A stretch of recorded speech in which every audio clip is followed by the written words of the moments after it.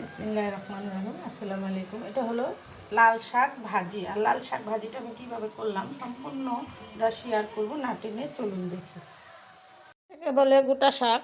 এটা হলো এটার সাথে ভুট্টা শাক আছে, লাল শাক আছে। একদিন বাজার না করলেও চলা যায়। এটা পুরো ক্ষেতের থেকে এমনি আনছি, কিনে আনা লাগে নাই। তো একেই বলে গ্রাম আর শহর। গ্রামে হলে একদিন নুন বাদ দিয়েও চলা যায়, একদিন শাক রান্না করে খাওয়া যায়। তো আমি শাকগুলো ভাজি করব আর আপনাদের সাথেও শেয়ার করব। তো আমি যাই ভিডিও করি সেটাই আপনাদের সাথে শেয়ার করি। তো না টেনে দেখতে থাকুন। বেসিনে হালাইয়া ভালো করে পরিষ্কার করে ধুয়ে নিব।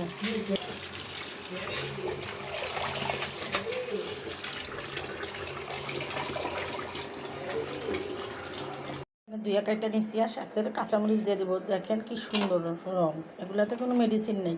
রংটা কত সুন্দর, আর ভাতটা মাখলে আরও টকটকা লাল হবে।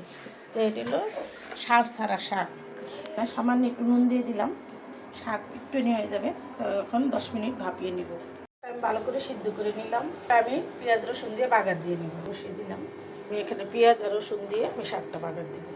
আমি রান্না বাড়ার যে ভিডিওগুলো করি, যারা নতুন রাঁধুনি রান্না করতে পারেন না, যারা প্রবাসে থাকেন কি ঢাকা শহর মেসে থাকেন, রান্না করে খেতে কষ্ট হয়, মন চায় মায়ের হাতে রান্না খেতে, তাদের উপলক্ষে করে আমি ভিডিওগুলো করি। আপনারা আমার ভিডিওগুলো অনেক ভালোবাসেন, আমি জানি।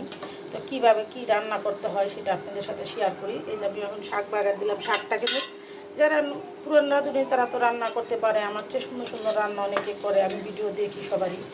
সবার মতো রান্না কিন্তু আবার আমার হয় না, অনেকের রান্নাগুলো অনেক সুন্দর সুন্দর, কিন্তু আমার রান্না হলে একদম গ্রামের স্টাইলের। মায়েরা চাচিরা যেভাবে রান্না করতো, আমার দাদিরা, আমি সেই রান্নাটা আমার মার থেকে শাশুড়ির থেকে শিখছি। আমি সেটাই রান্না করি আর সেইভাবেই রান্না করি, আর আপনাদের সাথে সেইভাবেই পরিবেশন করি। যাদের আমার ভিডিওটা দেখে একটু উপকার হয়, এটাই আমার ভিডিও করার স্বার্থ। মানে দেখেন লাল শাকগুলো একদম মোমের মতো গলে গেছে। এগুলো কিন্তু সার নাই, গ্রাম দেশের টুকানো শাক। শাকগুলো খেতে কিন্তু অনেক মজা। বাগারটা হয়ে গেছে, এগুলো দিয়ে দিব। শাক রান্না কিন্তু বেশি ঝামেলা লাগে না, যারা না রান্না করতে জানেন তাদের উপলক্ষ করে বললাম। আপনারা আমার শাকটা রান্না দেখে এরকম করে রান্না করে খাবেন, আর নতুন নতুন ভিডিও পেতে সাথেই থাকবে।